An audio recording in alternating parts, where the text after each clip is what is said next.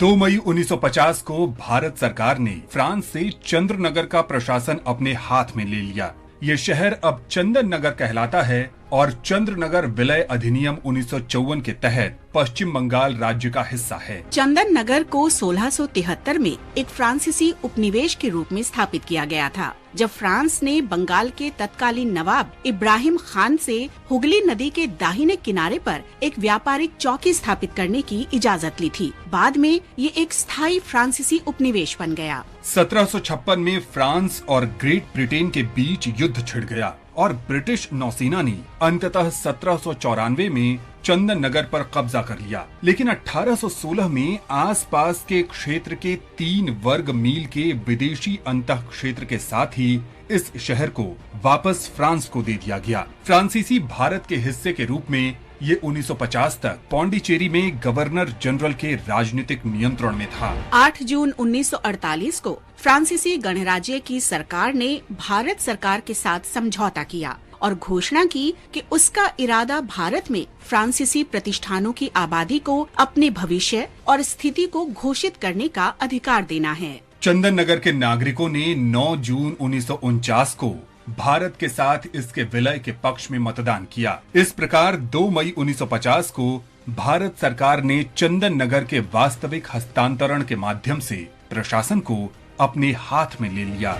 इसके बाद 2 फरवरी 1951 को भारत के राष्ट्रपति और फ्रांसीसी गणराज्य के राष्ट्रपति के प्रतिनिधियों द्वारा पेरिस में चंदन नगर को स्वतंत्र शहर बनाने की संधि पर हस्ताक्षर किए गए। इसके बाद 9 जून 1952 को चंदन नगर को विधिवत भारत संघ में शामिल कर लिया गया। हम स्वतंत्रता सेनानी कद्रका मंगडा को याद करते हैं, जिनकी 2 मई 1945 को मृत्यु हो गई।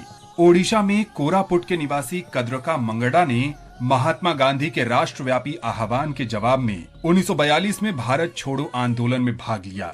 उन्हें ब्रिटिश पुलिस ने गिरफ्तार कर लिया और नवरंगपुर उपजेल में हिरासत में रखा गया। जेल में अस्वच्छता और चिकित्सा सुविधाओं की कमी के कारण वो गंभीर रूप से बीमार हो गए। उन्हें कोरापुट जिला जेल में स्थानांतरित कर दिया गया और बाद में अस्पताल में भर्ती करवाया गया। कद्रका मंगडा का 2 मई 1945 को अस्पताल में निधन हो गया। हम इस महान भारतीय को नमन करते हैं।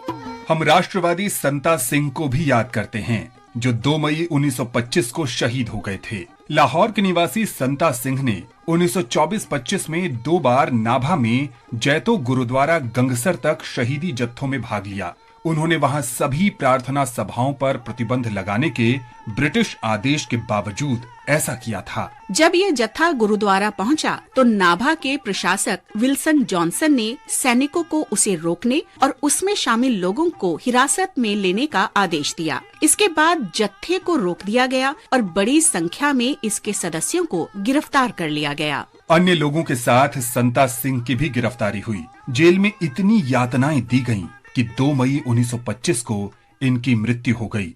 हम इस महान शहीद को नमन करते हैं। हम इंडियन नेशनल आर्मी के लेफ्टिनेंट पंजाब के निवासी कपूर सिंह को भी आज के दिन याद कर रहे हैं। उन्होंने बर्मा के मोर्चे पर ब्रिटिश सैनिकों के विरुद्ध युद्ध में भाग लिया था। 2 मई 1944 को वे इस कार्रवाई में मारे गए। कपूर सिंह को नेताजी सुभाष चंद्र बोस द्वारा मरणोपरांत वीर हिंद और शत्रुनाश पदक से सम्मानित किया गया था। भारत के इस महान सपूत को हमारा नमन।